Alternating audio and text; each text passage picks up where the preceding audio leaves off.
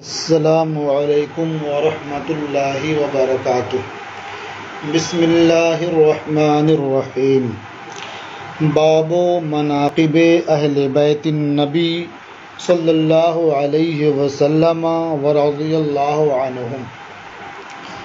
یہ مشکوٰۃ المصابیح کا صفحہ نمبر 567 ہے اور مناقب اہل بیت نبی صلی اللہ علیہ وسلم کا باب ہے۔ اہل بیت کے لغوی معنی ہیں گھر کے لوگ، لیکن جب عرف میں اہل بیت بولا جاتا ہے تو اس سے مراد حضور نبی کریم صلی اللہ تعالی علیہ وسلم کے اہل خانہ ہوتے ہیں، ان کے گھر والے ہوتے ہیں۔ اب حضور نبی کریم صلی اللہ تعالی علیہ وسلم کے اہل خانہ میں، اہل بیت میں کون کون شامل ہیں، اس سلسلے میں اختلاف ہے۔ اختلاف کی وجہ یہ ہے کہ اہل بیت کا اطلاق مختلف مواقع پر مختلف اشخاص کے حق میں ہوا ہے۔ مثلا کہیں اہل بیت کا اطلاق ان حضرات پر ہوا ہے جنہیں زکوٰۃ لینا حرام ہے، یعنی بنو ہاشم پر ہوا ہے۔ بنو ہاشم میں آل عباس، آل حارث، آل علی، آل جعفر اور آل عقیل رضی اللہ تعالی عنہم اجمعین داخل ہیں۔ اس کی دلیل یہ ہے کہ نبی کریم صلی اللہ تعالی علیہ وسلم نے ہاشمی عامل کے حق میں ارشاد فرمایا: لا يحل لكم اہل البیت من الصدقات شیء انما ہی غسالۃ ایدی الناس، یعنی اے اہل بیت، تمہارے لیے صدقہ حلال نہیں ہے کیونکہ وہ تو لوگوں کے ہاتھوں کا غسالہ ہے۔ تو اس حدیث سے یہ معلوم ہوتا ہے کہ اہل بیت سے مراد بنو ہاشم ہے۔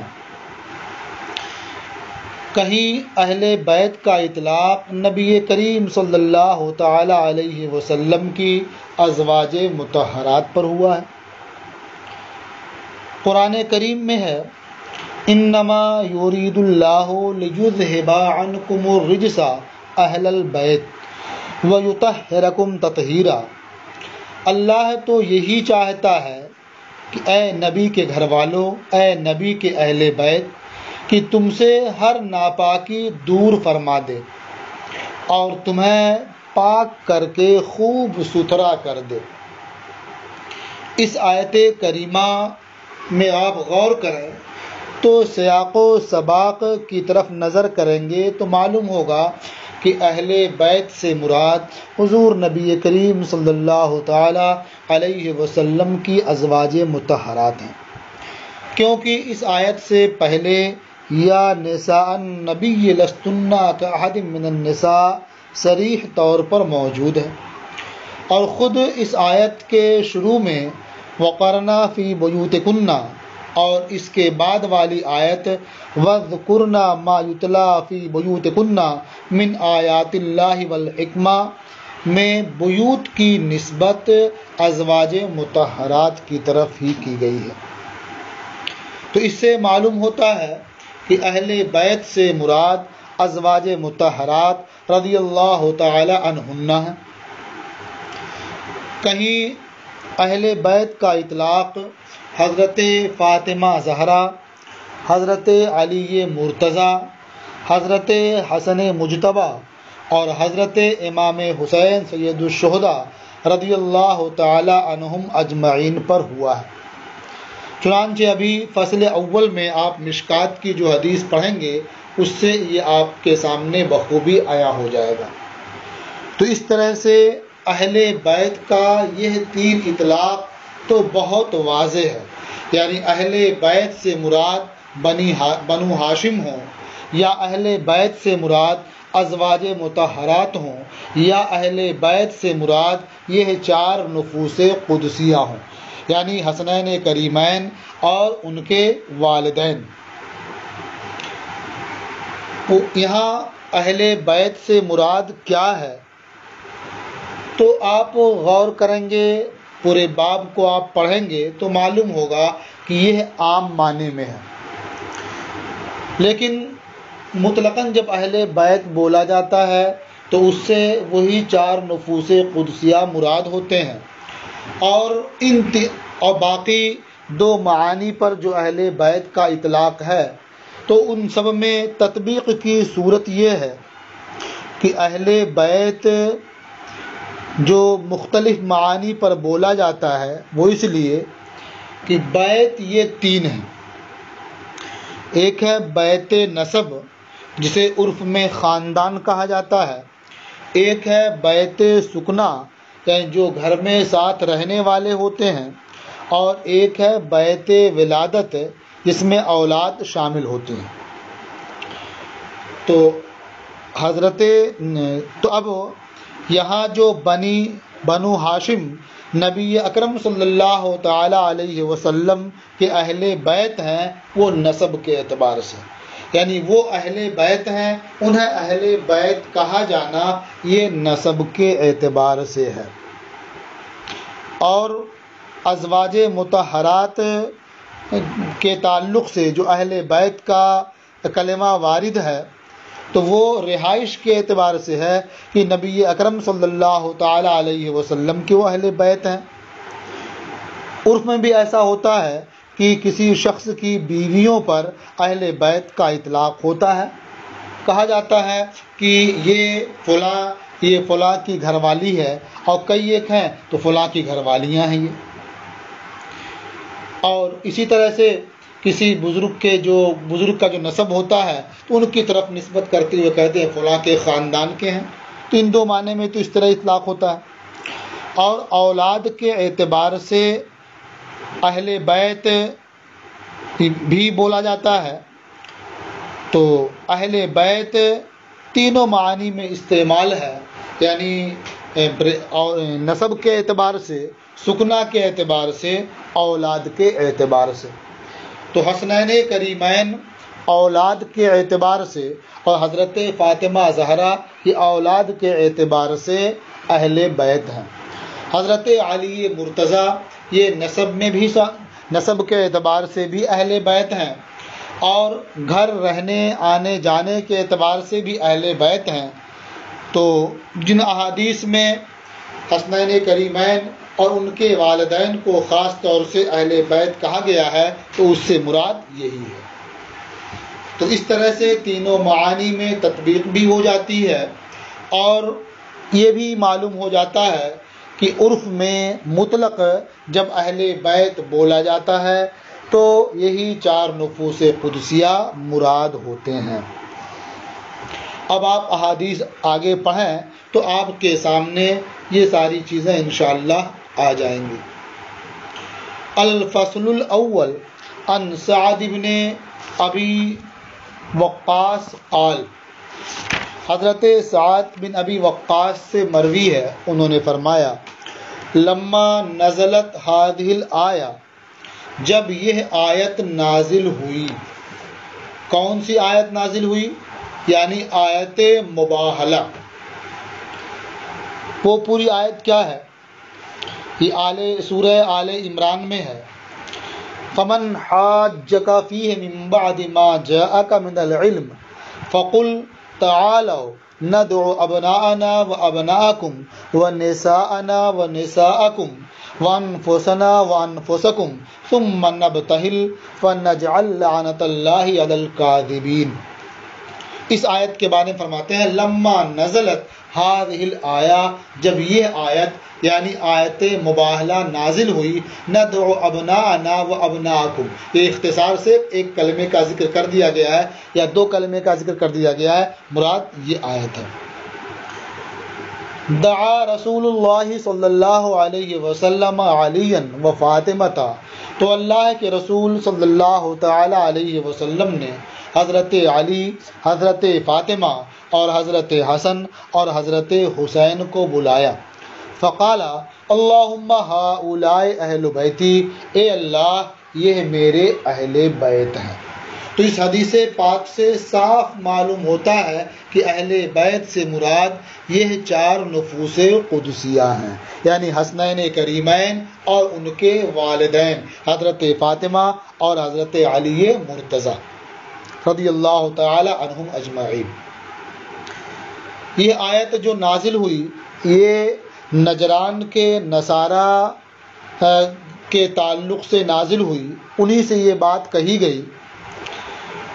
پھر جب ان کے سامنے یہ بات رکھی گئی تو انہوں نے اپنے سردار عاقب سے مشورہ کیا، اور اس نے پھر یہ مشورہ دیا کہ تم لوگ اچھی طرح سے یہ جانتے ہو کہ یہ نبی برحق ہیں، تو اگر تم اپنے مذہب پر قائم رہنا چاہتے ہو تو ان سے مباہلہ نہ کرو اور اپنے گھر کا راستہ لو۔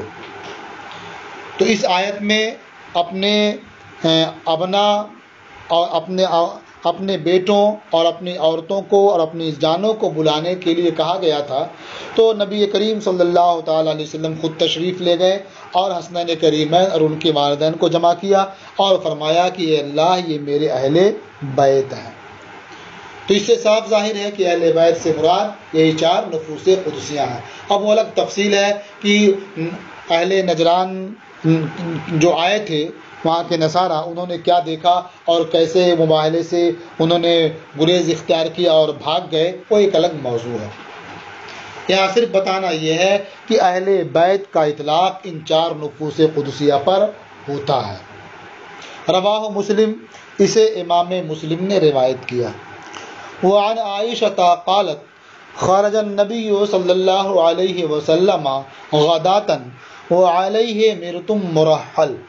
ام المومنین حضرت عائشہ صدیقہ رضی اللہ تعالی عنہا سے مروی ہے، انہوں نے فرمایا کہ نبی کریم صلی اللہ تعالی علیہ وسلم ایک صبح باہر تشریف لے گئے اور آپ کے جسم اطہر پر سیاہ بال سے منقش کمبل تھا۔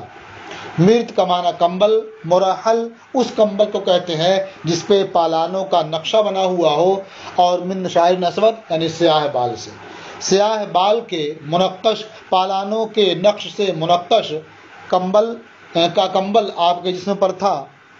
فجعل حسن ابن علی، یعنی آپ وہ کمبل اوڑھے ہوئے تھے تو حسن ابن علی آئے، فادخلہ، تو نبی کریم صلی اللہ تعالی علیہ وسلم نے انہیں کمبل کے اندر داخل فرما لیا۔ ثم جعل حسین فدخل معه، پھر حسین آئے تو وہ حسن کے ساتھ اندر داخل ہو گئے، یعنی وہ بھی کمبل کے اندر گھس گئے۔ ثم جاءت فاطمہ، تو پھر حضرت فاطمہ رضی اللہ تعالی عنہا آئیں، فادخلہا، تو نبی کریم صلی اللہ تعالی علیہ وسلم نے انہیں کمبل کے اندر داخل کر لیا۔ ثم جاء علی فادخلہ، پھر حضرت علی مرتضی تشریف لائے تو حضور نے انہیں بھی کمبل کے اندر داخل فرما لیا۔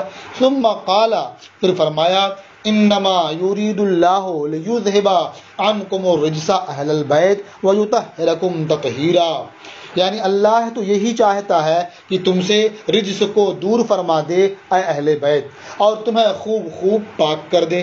تو اس حدیث پاک سے بھی معلوم ہوتا ہے کہ اہل بیت سے مراد یہ 4 نفوس قدسیہ ہیں، اس لیے کہ کمبل کے اندر وہی 4 نفوس قدسیہ موجود تھے، اور انہی کے بارے میں نبی کریم صلی اللہ تعالی علیہ وسلم نے اللہ تعالیٰ کا یہ ارشاد سنایا۔ رواہ مسلم، اسے امام مسلم نے روایت کیا ہے۔ وعن البراء قال، اور حضرت براء ابن عازب سے مروی ہے، انہوں نے فرمایا لما توفی ابراہیم قال رسول اللہ صلی اللہ علیہ وسلم انا لہ مرضعا فی الجنہ۔ حضرت براء ابن عازب نے فرمایا کہ جب نبی کریم صلی اللہ تعالی علیہ وسلم کے نور نظر ابراہیم کی وفات ہوئی تو اللہ کے رسول صلی اللہ تعالی علیہ وسلم نے ارشاد فرمایا انا لہ مرضعا فی الجنہ، یقیناً ابراہیم کے لیے جنت میں دودھ پلانے والی ہے۔ چونکہ حضرت ابراہیم جو حضرت ماریہ قبطیہ رضی اللہ تعالی عنہا کے بطن سے پیدا ہوئے، یہ مدینہ منورہ میں ذی الحجہ سن 8 ہجری میں پیدا ہوئے، اور ان کا بچپن ہی میں ان کا انتقال ہو گیا، اس وقت ان کی عمر 16 ماہ یا 18 ماہ تھی، گویا ابھی وہ رضاعت کی مدت میں تھے۔ تو نبی کریم صلی اللہ تعالی علیہ وسلم نے ارشاد فرمایا یقیناً ان کے لیے جنت میں دودھ پلانے والی ہے، یعنی اللہ تبارک و تعالیٰ کا خاص فضل و کرم ہے کہ اللہ تبارک و تعالیٰ ان کی رضاعت کی مدت کو وہاں مکمل فرمائے گا۔ اب اس سے مراد یا تو یہ ہے کہ اللہ تعالیٰ کسی عورت کو مقرر فرما دے گا جو انہیں دودھ پلائیں گی جنت میں، یا مراد یہ ہے کہ جنت کی نعمتیں انہیں فوراً میسر آئیں گی، حاصل ہوں گی، جو رضاعت کی طرح سے ہیں اسی طرح سے ان کے حق میں مفید اور نفع بخش ہیں۔ یہاں مرغے فرمایا گیا ہے، اس لیے دونوں کا احتمال ہے، اس لیے کہ مرغے بغیر تا کے اس کا معنی ہوتا وہ عورت جو دودھ پلانے کے قابل ہو، اور مرضعہ تا کے ساتھ اس سے مراد وہ عورت ہے جو بالفعل دودھ پلا رہی ہو۔ اس کا حال بالکل ایسے ہی ہے جیسے حائض اور حائضہ کا ہے، کہ بغیر تا کے ہو تو مراد وہ عورت ہے جو حیض کی عمر کو پہنچ چکی ہو، یعنی جو بالغ ہو چکی ہو، اور حائضہ تا کے ساتھ ہو تو اس سے مراد وہ عورت ہوتی ہے جو فی الحال حیض کی حالت میں ہو۔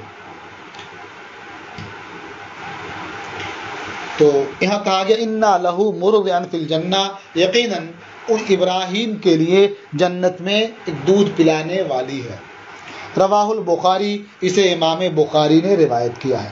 اس حدیث سے بھی یہ معلوم ہوتا ہے کہ یہاں اہل بیت کا عام معنی ہے، اس لیے کہ اہل بیت سے صرف وہی 4 نفوس قدسیہ مراد نہیں ہے، بلکہ ان کا بھی ذکر ہو رہا ہے جو نبی کریم صلی اللہ تعالی علیہ وسلم کے دوسرے نور نظر حضرت ابراہیم ہیں۔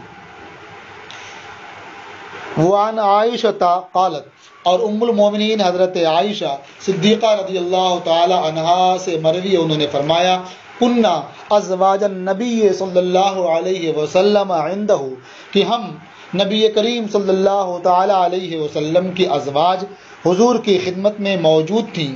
فاقبلت فاطمہ، تو فاطمہ آئیں، ما تخفى مشیتها من مشیت رسول اللہ صلی اللہ علیہ وسلم، فاطمہ کے چلنے کا انداز اللہ کے رسول صلی اللہ علیہ وسلم کے چلنے کے انداز سے مختلف نہیں تھا، یعنی ان کے چلنے کا انداز بالکل نبی کریم صلی اللہ تعالی علیہ وسلم کے چلنے کے انداز پر تھا، اسی طرح سے وہ چلتی تھی، ان کی چال میں باہم امتیاز نہیں ہوتا تھا، کوئی اختلاف نہیں ہوتا تھا۔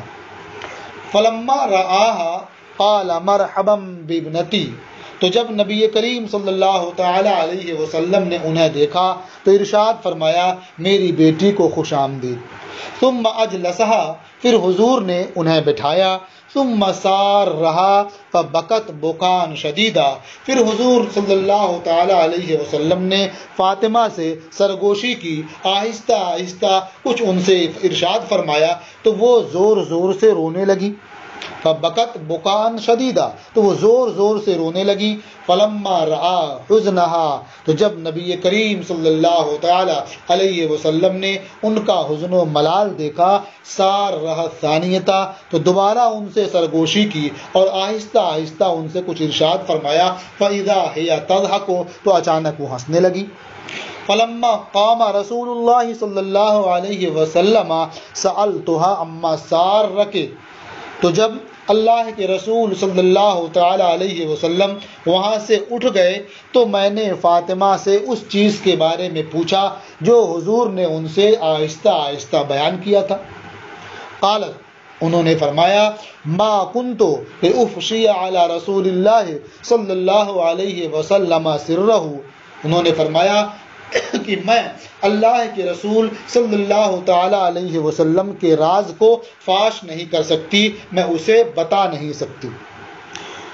فلما توفی، تو جب نبی کریم صلی اللہ تعالی علیہ وسلم کی وفات ہو گئی، قلت، تو میں نے پھر فاطمہ سے کہا عزمت علیک بما لی علیک من الحق، کہ میں آپ کو قسم دیتی ہوں اس حق کی جو میرا آپ کے اوپر ہے، ظاہر ہے وہ بیٹی تھیں اور ام المومنین حضرت عائشہ صدیقہ رضی اللہ تعالی عنہا ان کی ماں تھیں، اگرچہ حقیقی ماں نہیں تھیں لیکن وہ ان کی ماں ہی کے درجے میں تھیں۔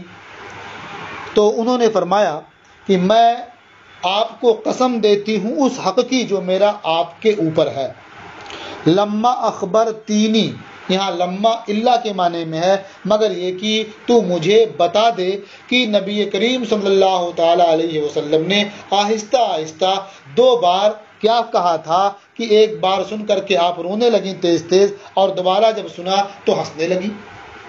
قالت اما الآن فنعم، حضرت فاطمہ رضی اللہ تعالی عنہا نے فرمایا ہاں اب تو ٹھیک ہے، اما الآن رہا اب بتانا، فنعم تو ٹھیک ہے، یعنی اب میں وہ راز بیان کر سکتی ہوں جو نبی کریم صلی اللہ تعالی علیہ وسلم نے مجھ سے بیان کیا تھا۔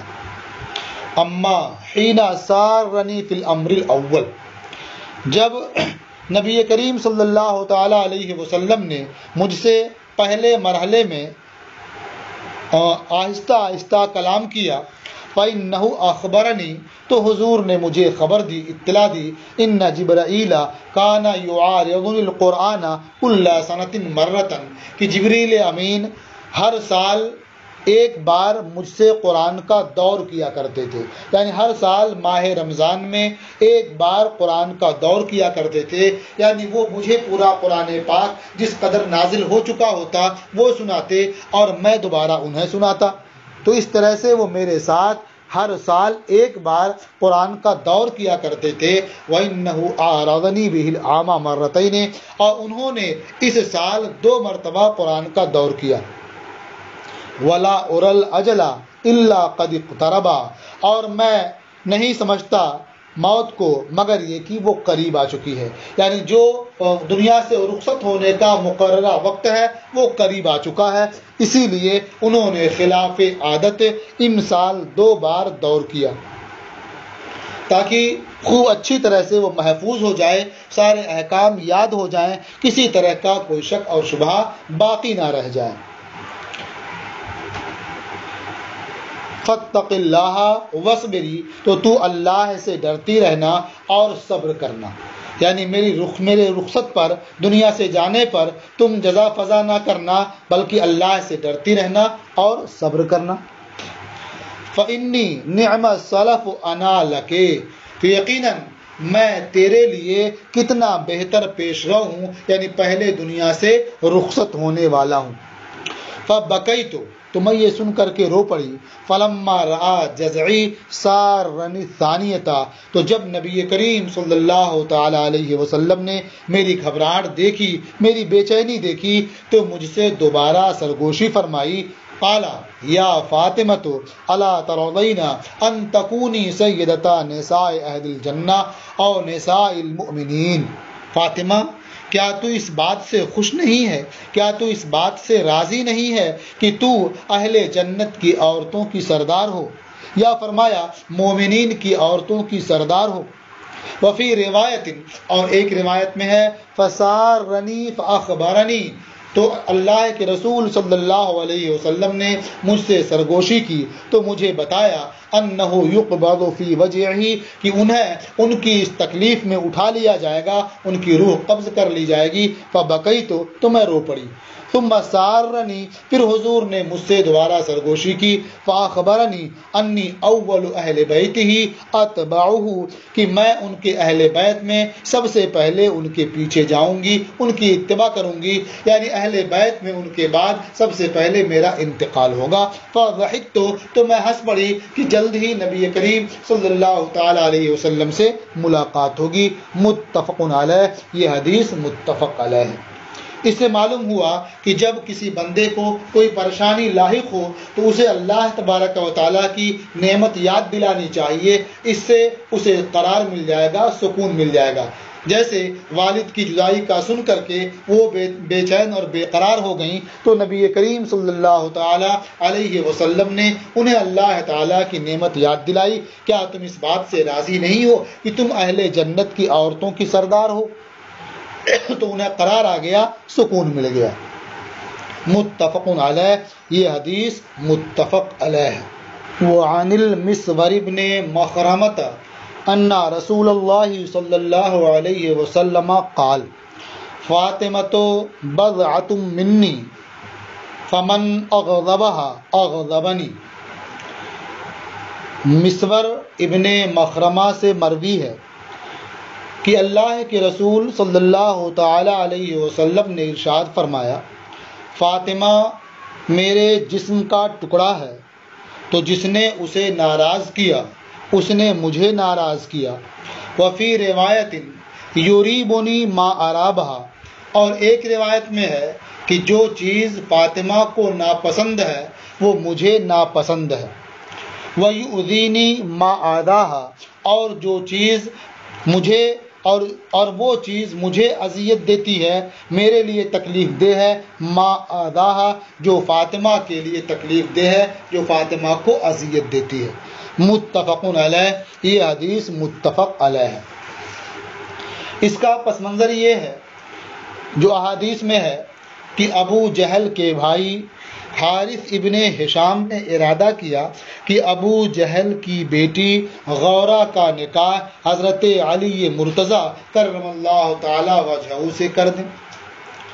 اور ایک روایت میں ہے کہ حضرت علی مرتضی نے اس لڑکی کے نکاح کا پیغام اس کے چچا حارث ابن ہشام کو خود ہی دیا اور نبی کریم صلی اللہ تعالی علیہ وسلم سے اس بارے میں مشورہ طلب کیا۔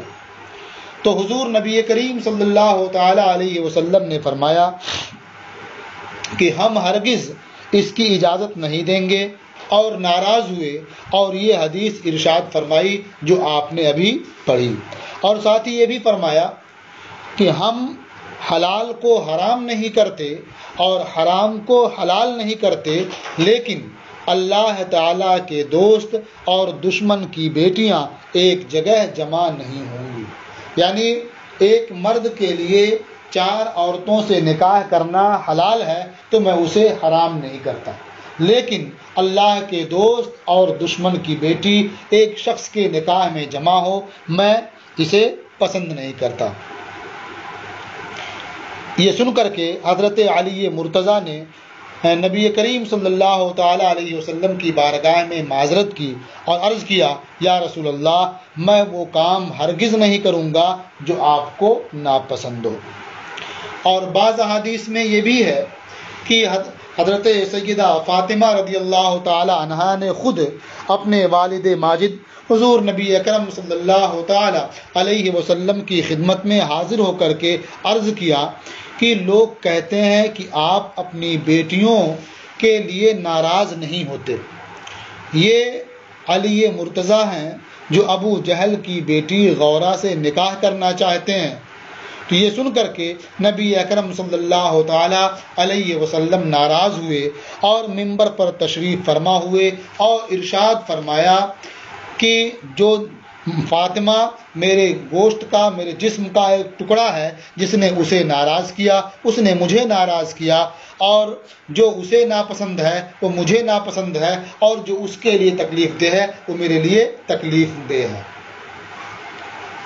تو آپ غور فرمائیں کہ جب نبی کریم صلی اللہ تعالی علیہ وسلم اس بات سے ناراض ہو رہے ہیں، انہیں تکلیف ہو رہی ہے، تو جنہوں نے ان کے نواسے حضرت امام حسین رضی اللہ تعالی عنہ کو میدان کربلا میں شہید کیا، ان سے حضور نبی کریم صلی اللہ تعالی علیہ وسلم کس قدر ناراض ہوئے ہوں گے اور کس قدر انہیں تکلیف ہوئی ہوگی۔ متفق علیہ، یہ حدیث متفق علیہ ہے۔ وعن زید بن ارقم قال، اور حضرت زید بن ارقم سے مروی ہے، انہوں نے فرمایا، قام رسول اللہ صلی اللہ علیہ وسلم یوما فینا خطیبا بماء یدعا خمن بین مکہ والمدینہ، کہ اللہ کے رسول صلی اللہ تعالی علیہ وسلم ایک روز ہمارے درمیان خطبہ دینے کے لیے کھڑے ہوئے پانی کے پاس، جس جگہ کو خم کہا جاتا ہے، جو مکہ اور مدینہ کے درمیان ہے۔ یعنی مکہ اور مدینہ کے درمیان ایک جگہ ہے جسے خم کہا جاتا ہے، اس پانی کے پاس کھڑے ہوئے نبی کریم صلی اللہ تعالی علیہ وسلم ہمیں خطبہ دینے کے لیے۔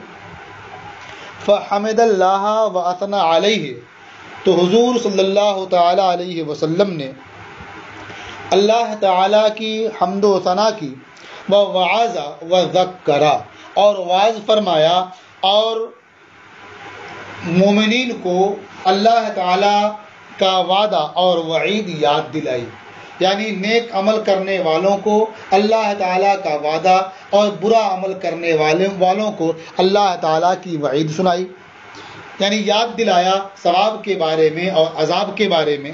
ثم قال، پھر ارشاد فرمایا، اما بعد الا ایھا الناس انما انا بشر یوشک ان یاتینی رسول ربی فاجیب۔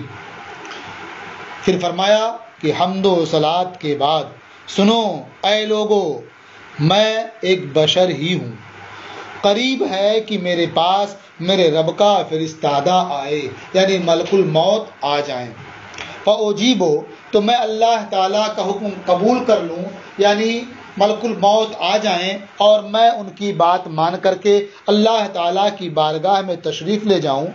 وَأَنَا تَارِكٌ فِيكُمُ الثَّقَلَيْنِ، اور میں تمہارے درمیان دو قیمتی چیزیں چھوڑ رہا ہوں۔ ثقلین، ثقل، سا اور قاف دونوں پر فتحہ ہو تو اس کا معنی ہوتا نفیس اور عمدہ چیز، قیمتی چیز، اور ثقل سا پر زیر قاف ساکن ہو تو اس کا معنی ہوتا بوجھ۔ تو ثقلین عام طور پر پڑھا جاتا ہے، اس لیے اس کا معنی یہی ہے کہ دو عمدہ اور قیمتی چیزیں میں تمہارے درمیان چھوڑ جا رہا ہوں۔ اور اگر ثقلین پڑھیں گے ثقل سے تو معنی کیا ہوگا؟ دو بھاری چیزیں میں تمہارے درمیان چھوڑ جا رہا ہوں۔ یہاں ثقلین ہے، دونوں پر زبر۔ فرمایا کہ میں تمہارے درمیان دو قیمتی چیزیں چھوڑ رہا ہوں، اولہما کتاب اللہ، ان میں اول اللہ تعالیٰ کی کتاب ہے، فیہ الہدی والنور، جس میں ہدایت ہے اور نور ہے۔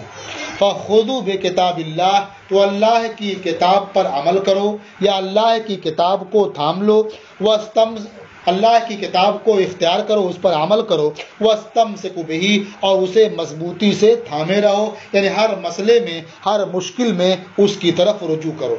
فحث علی کتاب اللہ، تو کتاب اللہ پر عمل کرنے پر لوگوں کو ابھارا، برانگیختہ کیا، ورغب فیہ، اور لوگوں کو اس کی رغبت دلائی۔ ثم قال، پھر حضور نے ارشاد فرمایا، وَأَهْلُ بَيْتِي، اور دوسری چیز میرے اہل بیت ہیں، میرے گھر والے ہیں۔ اذکرکم اللہ فی اہل بیتی، میں اپنے اہل بیت کے حق میں تمہیں اللہ کو یاد دلاتا ہوں۔ اذکرکم اللہ فی اہل بیتی، میں تمہیں اپنے اہل بیت کے بارے میں اللہ کی یاد دلاتا ہوں، یعنی تم ان کے اعزاز اکرام کو ملحوظ رکھنا، ان کی عزت کرنا، ان کے ساتھ کوئی ناروا سلوک نہ کرنا۔ وفی روایت، اور ایک روایت میں ہے، کتاب اللہ ہوا حبل اللہ، اللہ کی کتاب وہ اللہ کی رسی ہے، من اتبعہ کان علی الہدی، جس نے اس کی اتباع کیا، جس نے اس کی پیروی کی وہ ہدایت پر ہوگا، ومن ترکہ کان علی الضلالہ، اور جس نے اسے چھوڑ دیا، جو ترک کر دے گا وہ گمراہی پر ہوگا، وہ بے راہ ہوگا۔ رواہ مسلم، اسے امام مسلم نے روایت کیا۔ وعن ابن عمر انہ کان اذا سلم علی ابن جعفر، اور حضرت عبداللہ ابن عمر سے مروی ہے کہ وہ جب عبداللہ ابن جعفر ابن ابو طالب کو سلام کرتے تھے تو کہتے تھے، السلام علیکہ یا ابن ذی الجناحین، اے دو بازوؤں والے کے بیٹے تم پر سلامتی ہو۔ چونکہ حضرت جعفر ابن ابو طالب کا لقب یہ طیار ہے، یعنی اللہ تعالیٰ نے جنت میں انہیں دو بازو عطا فرمائے جس سے وہ جنت میں جہاں چاہتے ہیں اڑتے ہیں، تو اس لیے جب ان کے بیٹے سے وہ سلام کرتے تو کہتے تھے، یبنا ذی الجناحین، یعنی اے دو بازوؤں والے کے بیٹے تم پر سلامتی ہو۔ دیکھیے یہاں بھی حضرت عبداللہ ابن جعفر کی فضیلت بیان ہوئی، ان کے والد کی فضیلت بیان ہوئی، تو اس سے معلوم ہوا کہ یہاں بنو ہاشم کے افراد کا بھی تذکرہ اس باب میں ہے۔ تو تو بنو ہاشم کا تذکرہ بھی ہے، ازواج مطہرات کا تذکرہ بھی ہے، حسنین کریمین کا تذکرہ بھی ہے، حضرت فاطمہ زہرا کا تذکرہ بھی ہے، حضرت علی مرتضیٰ کا بھی تذکرہ ہے، اور نبی کریم صلی اللہ علیہ وسلم کے دوسری اولاد کا بھی تذکرہ ہے۔ تو اس سے صاف سمجھ میں آتا ہے کہ یہاں اہل بیت کا عام معنی مراد ہے جو سب کو شامل ہے۔ وعن البراء قال، اور حضرت براء ابن عازب سے مروی ہے، انہوں نے فرمایا رأیت النبی صلی اللہ علیہ وسلم والحسن بن علی علی عاتقہ، میں نے نبی کریم صلی اللہ تعالی علیہ وسلم کو دیکھا اس حال میں کہ حسن ابن علی آپ کے کندھے پر سوار ہیں، آپ کے کندھے پر تشریف فرما ہے، اور حضور ارشاد فرما رہے ہیں اللہم انی احبہ فاحبہ، اے اللہ میں اس سے محبت کرتا ہوں تو تو اس سے محبت فرما۔ متفق علیہ، یہ حدیث متفق علیہ ہے، اس میں حضرت حسن ابن علی رضی اللہ تعالی عنہما کی فضیلت بیان کی گئی۔ وعن ابی ہریرہ قال، اور حضرت ابو ہریرہ سے مروی انہوں نے فرمایا خرجت مع رسول اللہ صلی اللہ علیہ وسلم فی طائفۃ من النہار، میں دن کے ایک حصے میں اللہ کے رسول صلی اللہ تعالی علیہ وسلم کے ساتھ باہر نکلا، حتی اتا خبا فاطمہ، خبا کا معنی ہوتا ہے خیمہ، یہاں خبا سے مراد گھر ہے، یہاں تک کہ حضور نبی کریم صلی اللہ تعالی علیہ وسلم حضرت فاطمہ زہرا رضی اللہ تعالی عنہا کے گھر تشریف لائے، فقالا، اور ارشاد فرمایا اثم لوکعو، لوکعو کہتے ہیں چھوٹے بچے کو، پیار سے انہیں لوکعو کہا جاتا ہے جو بچہ چھوٹا ہوتا ہے۔ تو حضور نے ارشاد فرمایا کیا وہاں چھوٹا بچہ ہے؟ اثم لوکعو، کیا وہاں چھوٹا بچہ ہے؟ حضور کی اس سے مراد تھی کہ حضرت حسن وہاں موجود ہے، وہ کم سن تھے، فلم یلبث ان جاء یسعى، تو حضور ٹھہرے نہیں کہ وہ دوڑتے ہوئے آ گئے، یعنی ابھی حضور کھڑے ہوئے تھے، لگتا ہے کہ انہوں نے حضور کی بات سن لی اور دوڑے ہوئے آ گئے، حتی اعتنق کل واحد منہما صاحبہ، یہاں تک کہ دونوں میں سے ہر ایک اپنے صاحب کے گلے لگ گیا، یعنی حضرت حسن نبی کریم صلی اللہ تعالی علیہ وسلم کے گلے لگ گئے اور حضور حضرت حسن کے گلے لگ گئے، گویا حضور نے حضرت حسن کو اٹھا کر کے اپنے سینے سے لگا لیا اور وہ اپنا ہاتھ حضور کی گردن میں، انہوں نے اپنا ہاتھ حضور کی گردن میں ڈال دیا، تو اس طرح سے ایک دوسرے کے سینے سے لگ گیا۔ تو فرمایا حتی اعتنق کل واحد منہما صاحبہ، یہاں تک کہ دونوں میں سے ہر ایک اپنے ساتھی کے، اپنے صاحب کے گلے لگ گیا۔ فقال رسول اللہ صلی اللہ علیہ وسلم اللہم انی احبہ فاحبہ، تو اللہ کے رسول صلی اللہ تعالی علیہ وسلم نے ارشاد فرمایا اے اللہ میں اس سے محبت کرتا ہوں تو تو اس سے محبت فرما، وَأَحِبَّ مَن يُحِبُّهُ، اور اس سے بھی محبت فرما جو اس سے محبت کرے۔ تو اس حدیث پاک میں ان حضرات کے لیے بھی خوشخبری ہے جو حضرت امام حسن مجتبیٰ رضی اللہ تعالی عنہ سے محبت کرتے ہیں، کہ جو ان سے محبت کریں گے تو اللہ تعالیٰ اس محبت کرنے والوں سے محبت فرمائے گا، اس لیے کہ حضور نے دعا فرمائی ہے اور نبی کی دعا رد نہیں ہوتی ہے۔ اے اللہ میں ان سے محبت کرتا ہوں تو تو ان سے اس سے محبت فرما، وَأَحِبَّ مَن يُحِبُّهُ، اور اس سے بھی محبت کر، اسے بھی محبوب بنا لے جو حسن سے محبت کرے۔ متفق علیہ، یہ حدیث متفق علیہ ہے۔ وعن ابی بکرۃ قال، اور حضرت ابو بکرہ سے مروی ہے، انہوں نے فرمایا رأیت رسول اللہ صلی اللہ علیہ وسلم علی المنبر والحسن بن علی الی جنبہ، میں نے اللہ کے رسول صلی اللہ تعالی علیہ وسلم کو منبر پر دیکھا اس حال میں کہ حسن ابن علی حضور کے پہلو میں تشریف فرما تھے، وَهُوَ يُقْبِلُ عَلَى النَّاسِ مَرَّةً وَعَلَيْهِ أُخْرَى، اور نبی کریم صلی اللہ تعالی علیہ وسلم ایک مرتبہ لوگوں کی طرف متوجہ ہوتے ہیں اور دوبارہ حضرت حسن ابن علی کی طرف متوجہ ہوتے ہیں، یعنی لوگوں کی طرف توجہ کر کے خطاب کرتے ہیں اور محبت سے حضرت حسن ابن علی کی طرف بھی دیکھتے ہیں۔ وَيَقُول، اور فرما رہے ہیں إِنَّ ابْنِي هَذَا سَيِّد، یقیناً میرا یہ بیٹا سید ہے، سید کے معنی ہے وہ شخص جو غضب سے مغلوب نہ ہو، یعنی جس کا غصہ اس پر غالب نہ آئے، یہ سید کا ایک معنی ہے۔ اور دوسرا معنی ہے کہ سید وہ شخص ہے جو خیر میں سب پر فائق ہو، برتر ہو۔ تو حضور نے فرمایا کہ میرا یہ بیٹا سید ہے۔ اب چاہے اس کا معنی یہ ہو کہ یہ مغلوب الغضب نہیں ہوگا، یا معنی یہ ہو کہ یہ خیر میں سب پر فائق ہوگا، یا معنی یہ ہو کہ یہ سردار ہے۔ وَلَعَلَّ اللَّهَ أَن يُصْلِحَ بِهِ بَيْنَ فِئَتَيْنِ عَظِيمَتَيْنِ مِنَ الْمُسْلِمِينَ، اور امید ہے کہ اللہ تبارک و تعالی اس کے ذریعہ مسلمانوں کی دو بڑی جماعتوں کے درمیان صلح کرا دے گا۔ گویا اس حصے میں اشارہ ہے اس اختلاف کی طرف جو حضرت امام حسن مجتبی اور حضرت امیر معاویہ رضی اللہ تعالی عنہما کے درمیان واقع ہوا۔ اور یہ بھی معلوم ہوا کہ دونوں جماعتیں اختلاف کے باوجود یہ مسلمان ہی تھیں، کوئی اسلام سے الگ نہیں ہوا۔ اور یہ بھی معلوم ہوا کہ حق حضرت امام حسن مجتبی کے ساتھ تھا، اور حضرت امیر معاویہ رضی اللہ تعالی عنہ سے اس میں اجتہادی خطا ہوئی۔ اور پھر جب حضرت امام حسن مجتبی رضی اللہ تعالی عنہ نے ان سے صلح فرما لی، تو اس کے بعد ان کے صلح فرما لینے کے بعد حضرت امیر معاویہ کی امارت پختہ ہو گئی، اور ان کے صلح کر لینے کی وجہ سے صلح کر لینا ان کی امارت کی صحت کی دلیل بھی ہے۔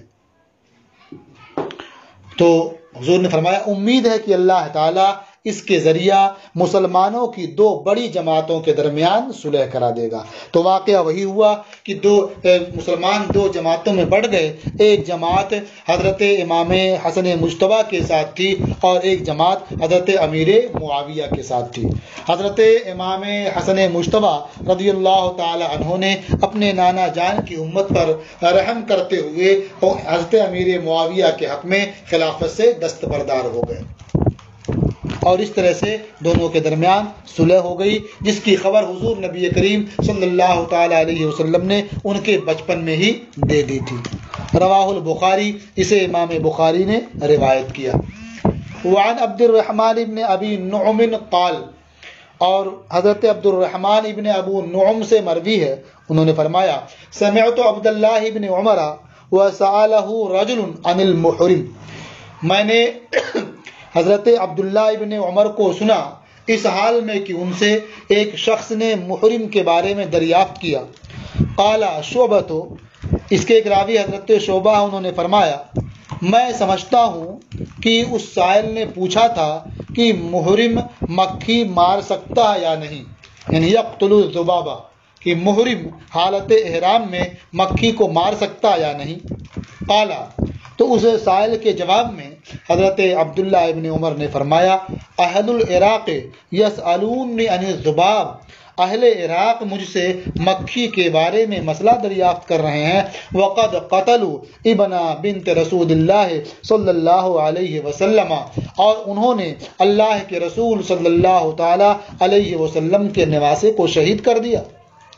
وقال رسول اللہ صلی اللہ علیہ وسلم ہما ریحانیہ من الدنیا، جبکہ اللہ کے رسول صلی اللہ تعالی علیہ وسلم نے ارشاد فرمایا کہ وہ دونوں یعنی حسن اور حسین یہ دنیا کے میرے دو خوشبودار پھول ہیں۔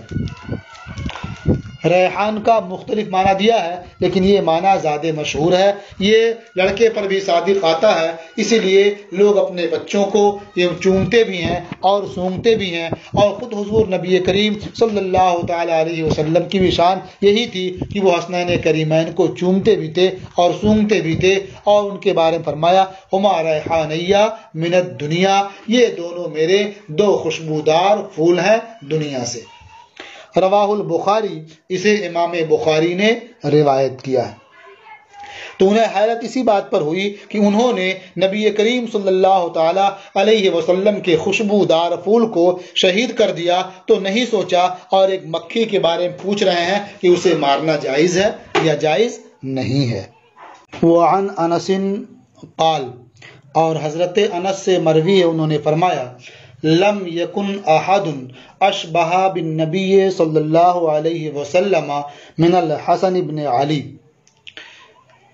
حسن ابن علی سے زیادہ کوئی نبی کریم صلی اللہ تعالی علیہ وسلم سے زیادہ مشابہ نہیں تھا۔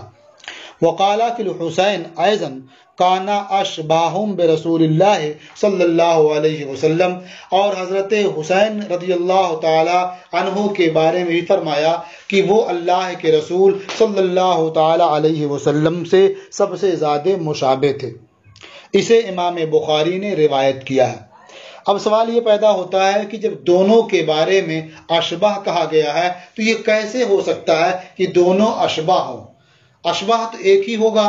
تو اس شبہے کا جواب یہ ہے کہ حضرت حسن رضی اللہ تعالی عنہ سینے سے سر تک حضور نبی کریم صلی اللہ تعالی علیہ وسلم سے زیادہ مشابہ تھے، اور حضرت حسین سینے سے پاؤں تک نبی کریم صلی اللہ تعالی علیہ وسلم کے زیادہ مشابہ تھے۔ اسی کو اعلی حضرت امام احمد رضا قدس سرہ نے فرمایا ہے، ایک سینے تک مشابہ، ایک وہاں سے پاؤں تک، حسن سبتین ان کے جاموں میں ہے نیما نور کا، صاف شکل پاک ہے دونوں کے ملنے سے عیاں، خط توأم میں لکھا ہے یہ دو ورقہ نور کا۔ یعنی دونوں کے ملانے سے حضور نبی کریم صلی اللہ تعالی علیہ وسلم کی پوری صورت یہ سامنے آ جاتی ہے۔ حضور کی شکل مبارک ان دونوں کو ملانے سے صاف واضح ہو جاتی ہے۔ تو دونوں کا اشبہ ہونا اس لحاظ سے تھا الگ الگ حصے میں۔ وعن ابن عباس قال، اور حضرت عبداللہ ابن عباس سے مروی ہے، انہوں نے فرمایا، ضمن النبی صلی اللہ علیہ وسلم الی صدرہ، نبی کریم صلی اللہ تعالی علیہ وسلم نے مجھے اپنے سینے سے لگا لیا، فقال، پھر فرمایا، اللہم علمہ الحکمت، اے اللہ اسے حکمت کا علم عطا فرما۔ حکمت کا معنی علم و عمل کی پختگی۔ وفی روایت علمہ الکتاب، اور ایک روایت میں ہے کہ حضور نے فرمایا اسے کتاب کا یعنی قرآن کریم کا علم عطا فرما۔ رواہ البخاری، اسے امام بخاری نے روایت کیا۔ وعنہ قال، اور انہی سے مروی ہے، فرمایا، ان النبی صلی اللہ علیہ وسلم دخل الخلاء، کہ نبی کریم صلی اللہ تعالی علیہ وسلم قضائے حاجت کے لیے اندر تشریف لے گئے، فوضعت له وضوءا، تو میں نے حضور کے لیے طہارت کے لیے پانی رکھ دیا۔ فلما خرج، تو جب نبی کریم صلی اللہ تعالی علیہ وسلم باہر تشریف لائے، قال من وضع هذا، تو پوچھا کہ یہ پانی کس نے رکھا ہے؟ فاخبرا، تو حضور کو بتایا گیا کہ یہ عبداللہ ابن عباس نے رکھا ہے۔ فقال اللہم فقہہ فی الدین، تو حضور نے دعا فرمائی، اے اللہ اسے دین کی سمجھ عطا فرما۔ اس سے معلوم ہوا کہ بزرگوں کی خدمت کرنا یہ صحابہ کرام رضوان اللہ تعالی علیہم اجمعین کی سنت ہے، اور بزرگوں کے لیے بھی یہ تعلیم ہے کہ جو ان کی خدمت کرے وہ بزرگان دین خدمت کرنے والوں کے حق میں دعائے خیر فرمائیں، جس طرح سے حضور نبی کریم صلی اللہ تعالی علیہ وسلم نے دعائے خیر فرمائی۔ متفق علیہ، یہ حدیث متفق علیہ ہے۔ وعن اسامة بن زید عن النبی صلی اللہ علیہ وسلم انہ کان یاخذہ والحسن، اسامہ ابن زید سے مروی ہے، وہ نبی کریم صلی اللہ تعالی علیہ وسلم سے روایت کرتے ہیں کہ حضور صلی اللہ تعالی علیہ وسلم انہیں گود میں لیتے اور حسن رضی اللہ تعالیٰ عنہ کو گود میں لیتے، فیقول، تو فرماتے، اللہم احبہما فانی احبہما، اے اللہ ان دونوں سے محبت فرما کیونکہ میں ان دونوں سے محبت کرتا ہوں۔ وفی روایت قال، اور ایک روایت میں فرمایا، کان رسول اللہ صلی اللہ علیہ وسلم یاخذنی فیقعدنی علی فخذہ، اللہ کے رسول صلی اللہ تعالی علیہ وسلم مجھے اٹھاتے اور اپنی ران پر بٹھاتے، ویقعد الحسن بن علی علی فخذہ الاخری، اور حسن ابن علی کو اپنی دوسری ران پر بیٹھاتے۔ ثم یضمہما پھر دونوں کو اپنے سے چمٹا لیتے، ثم یقول پھر فرماتے اللہم ارحمہما فانی ارحمہما، اے اللہ ان دونوں پر رحم فرما کیونکہ میں ان دونوں پر رحم کرتا ہوں۔ رواہ البخاری، اسے امام بخاری نے روایت کیا۔ اس سے حضور نبی کریم صلی اللہ تعالی علیہ وسلم کے اعلیٰ اخلاق کا پتہ چلتا ہے کہ وہ اپنے نواسے کے ساتھ اپنے آزاد کردہ غلام کے بیٹے کو ہی بٹھاتے تھے، جبکہ دونوں کی شکل و صورت اور دونوں کے معاملات میں کافی فرق تھا، لیکن وہ دونوں کو ایک ایک ران پر بٹھاتے اور دونوں کے حق میں اس طرح سے دعائیں فرماتے۔ اس میں ان حضرات کے لیے تعلیم ہے جو اپنے گھر میں خدمت کرنے والوں یا آنے جانے والے یا کمزور طبقے کے لوگوں کے بچوں کو کم عجیب و غریب نظر سے دیکھتے ہیں اور انہیں حقیر سمجھتے ہیں۔ انہیں ایسا نہیں کرنا چاہیے، بلکہ اپنی اولاد کی طرح سے انہیں بھی سمجھنا چاہیے۔ وعن عبداللہ ابن عمر ان رسول اللہ صلی اللہ علیہ وسلم بعث بعثا وامر علیہم اسامۃ بن زید۔ حضرت عبداللہ ابن عمر سے مروی ہے کہ اللہ کے رسول صلی اللہ تعالی علیہ وسلم نے ایک لشکر بھیجا اور اس لشکر پر اسامہ ابن زید کو امیر مقرر کیا۔ فَتَعَانَ بَعْضُ النَّاسِ فِي عِمَارَتِهِ، تو ان کی عمارت کے تعلق سے بعض لوگوں نے طعن کیا۔ فقال رسول اللہ صلی اللہ علیہ وسلم، تو اللہ کے رسول صلی اللہ علیہ وسلم نے ارشاد فرمایا ان کنتم تطعنون فی عمارتہ فقد کنتم تطعنون فی عمارت ابیہ، اگر تم لوگ اس کی یعنی اسامہ ابن زید کی عمارت کے بارے میں طعن کر رہے ہو تو تم اس کے باپ یعنی زید ابن حارثہ کی عمارت کے بارے میں طعن کر رہے تھے غزوہ موتا میں، اس سے پہلے۔ وَأَيْمُ اللَّهِ ان کانا لخلیقا للعمارت، اور اللہ کی قسم یقیناً وہ عمارت کا حقدار تھا۔ وَإِن كَانَ لَمِنْ أَحَبِّ النَّاسِ إِلَيَّ، اور یقیناً وہ مجھے محبوب لوگوں میں سے تھا۔ وَإِنَّ هَذَا لَمِنْ أَحَبِّ النَّاسِ إِلَيَّ بَعْدَهُ، اور یقیناً یہ یعنی اسامہ زید ابن حارثہ کے بعد مجھے محبوب لوگوں میں سے ہے، یعنی جو لوگ مجھے محبوب ہیں انہی میں سے اسامہ ابن زید بھی ہیں، اور جو لوگ مجھے محبوب تھے انہی میں سے زید ابن حارثہ بھی تھے۔ متفق علیہ، یہ حدیث متفق علیہ ہے۔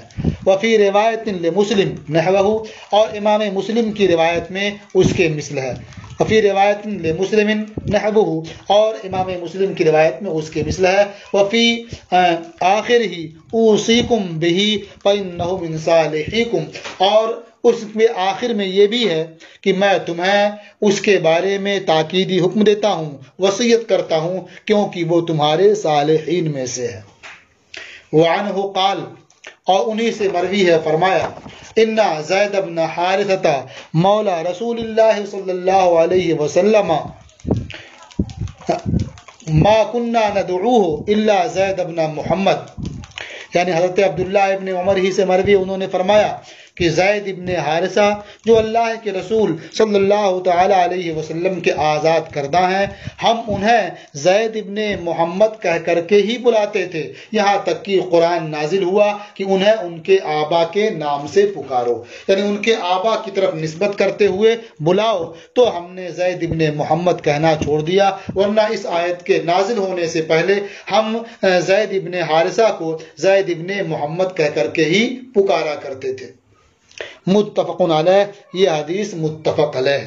وذکر حدیث البراء قال لعلی انت منی فی باب بلوغ الصغیر وحضانتہ، اور براء ابن عازب کی حدیث کہ حضور نے حضرت علی سے فرمایا انت منی، یہ باب بلوغ الصغیر وحضانتہ میں ذکر کی گئی ہے۔